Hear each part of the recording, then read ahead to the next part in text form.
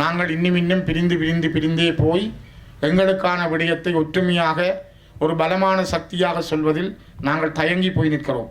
ஆனால் பாருங்கள், ஒரு விடயத்தை விஜிதகீரத் அரசியலில் அவர்கள் எதிரிகளாக இருந்தாலும் விஜிதகீரத் கனடாவின் தூதுவரை அழைத்து பேசுகிற பொழுது நாமல் ராஜபக்ச அதற்கு ஆதரவாக குரல் கொடுக்கிறார். அந்த தீங்கு விளைவிக்கும் பாக்டீரியாக்களை ஒழிக்கும் என மருத்துவ மற்றும் விஞ்ஞான ரீதியாக உறுதிப்படுத்தப்பட்டுள்ளது. ஒரு சகோதர இனம் என்று சொல்லிக் கொள்ளுகிற முஸ்லீம் சமூகத்தைச் சேர்ந்த கோட்டபாய ராஜபக்சவனுடைய வலதுகரமான அலி சப்ரியும் அதனை வரவேற்கிறார்.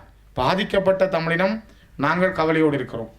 ஆனால் எங்களுக்கு உலகத்தில் இருக்கிற ஒரே ஒரு ஆதாரம், இந்த மண்ணிலே பிறந்து வளர்ந்து இந்த மண்ணோடு வாழ்ந்து மன்னாரின் ஆயராக இருந்த மறைந்த ராஜப்பு யூசப் அவர்களுடைய அந்த உறுதிப்படுத்தப்பட்ட ஆவணம்தான் இன்று உலகத்திலே ஏற்றுக்கொள்ளப்பட்ட மிகப்பெரிய ஒரு ஆவணம். உலகத்தினுடைய இந்த இறுதிப்போர் முள்ளிவாய்க்கால் என்பது அமெரிக்கா போன்ற ஐரோப்பிய நாடுகள் போன்ற நாடுகளிடம் சேட்டலைட் படங்களாகவே அவருடைய கைவசம் உண்டு. இசைப்பிரியா அழைத்து செல்லப்படுவதில் இருந்து அவர் கொல்லப்படுவது வரை எத்தனையோ போராளிகள் நிர்வாணமாக்கப்பட்டு பதுங்கு குழிகளில் இறக்கி வைக்கப்பட்டு படுகொலை செய்யப்பட்டதை சனல் போர் 1, 2, 3, 4 என்று 5 தடவைகள் வெளியிட்ட ஆதாரங்கள் வரை இந்த உலகத்திலே மிக வெளிப்படையான இனப்படுகொலைக்கான ஆதாரங்களாக உண்டு. உலகத்திலே ஒரு மதகுரு, அவர் ஒரு அரசியல்வாதி அல்ல. அவர் நெடுந்தீவனிலே பிறந்தார் என்பதற்காக நான் சொல்லவில்லை.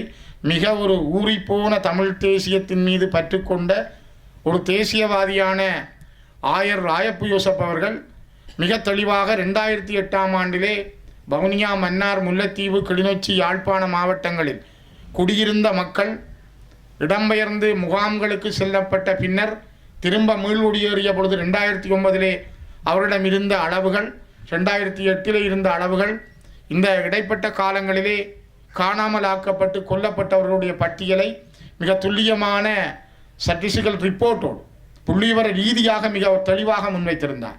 அதில்தான் இன்றைக்கு உலகத்தில் எடுக்கப்பட்ட மிகப்பெரிய ஆவணம்.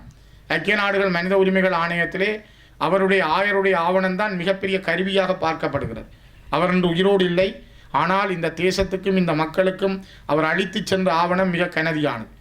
ஆகவே நாங்கள் இனப்படுகொலை செய்யப்பட்ட ஒரு இனம், தொடர்ந்தும் நாங்கள் இனப்படுகொலை செய்யப்பட்டிருக்கிறோம் என்பதை தெளிவாக நெஞ்ச நிமித்தி நாங்கள் சொல்ல வேண்டியவர்கள். அதை தடுப்பதற்கு, மறைப்பதற்கு பல முயற்சிகள் மேற்கொள்ளப்படுகின்றன. 85ஆம் ஆண்டு இதே நாளில் இந்த படுகொலை நடந்த பொழுது ஒரு அச்சம் நிறைந்த நாள். யாருமே, எனக்கு 17 வயசு, எனக்கு நான் இந்த மண்ணில் இருக்கவில்லை.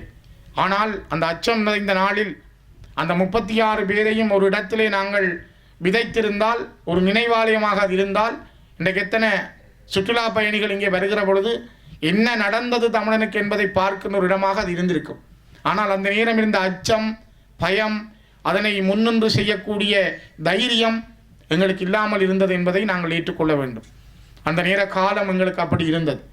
ஆனால் இன்று இந்த தூபியை கூட சரியான முறையில் இருக்கக்கூடாது, அதை அழித்து மறைக்க வேண்டும் என்பதில் கூட மிகப்பெரிய அளவு கரிசனைகள் மேற்கொள்ளப்படுவதையும் நாங்கள் பார்க்கிறோம். இவற்றையெல்லாம் கடந்துதான் இந்த மண்ணிலே நடைபெற்ற இனப்படுகொலையை வெளியுலகத்துக்கு கொண்டு வருகிறோம். ஹரியන්න හරිම තැනට යන්න. LOLC Finance හරියන්න හරිම තැන.